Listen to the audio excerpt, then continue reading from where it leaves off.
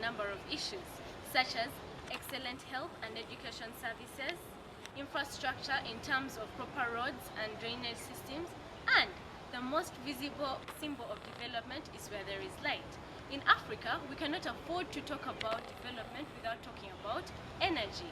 In fact, when you ask most Ugandans what they desire the most in improving their housing situations, the number one answer you will get is better lighting. And no wonder, where there isn't any light, children cannot read in the night. Imagine a 16-year-old girl in the hills of Kisoro district, southwestern Uganda, preparing for her final O-level examinations. She has to light a candle every night just so that she can revise her books.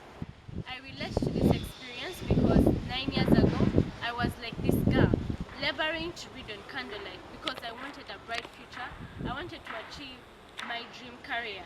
You cannot imagine the impact that dim candlelight had on my eyes, or even the irritable fumes I was taking in, or even the danger I was in if the candle happened to drop on the mat I was seated on. Until today, 80% of rural girls and boys use candlelight to read in the night, and this has caused an education gap between the rural and the urban areas in Uganda. As for the entrepreneurs, they cannot engage in practical activities at night. This pains their earning potential. Families are left vulnerable to theft and assaults in the dark. In Uganda, 90% of rural households have at least one kerosene lamp which they use for lighting. This has devastating effects on health. The World Health Organization determines that individuals inhaling kerosene fumes and soot are equivalent to smoking 2 packs of cigarettes a day. This exposes families to respiratory diseases such as bronchitis and asthma, along with many other health complications. Not forgetting that kerosene lamps are a fire hazard.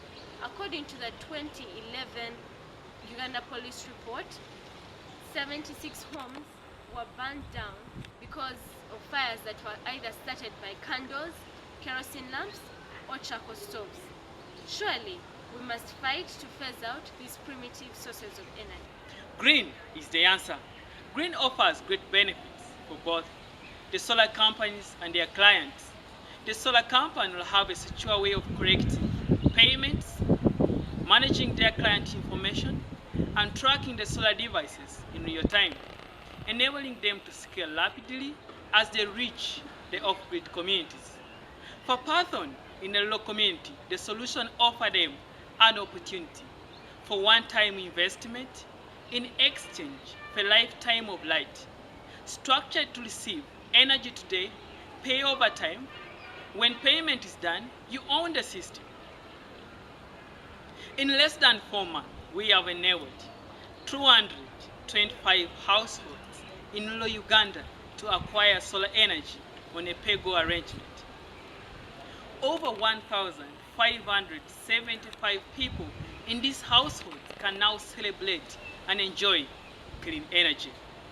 What is most interesting is the way we are encouraging every household to plant 5 fruit trees. It's our green restoration campaign.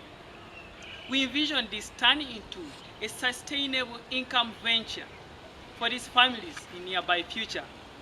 As I speak right now, over 1,125 trees have been planted in more than 10 districts in rural Uganda. Despite the great impact the solution has on environment and health, it's also a behavior change, changing the saving trends of these people and their mindset, encouraging them to save money, to buy more assets and increase their income in their households.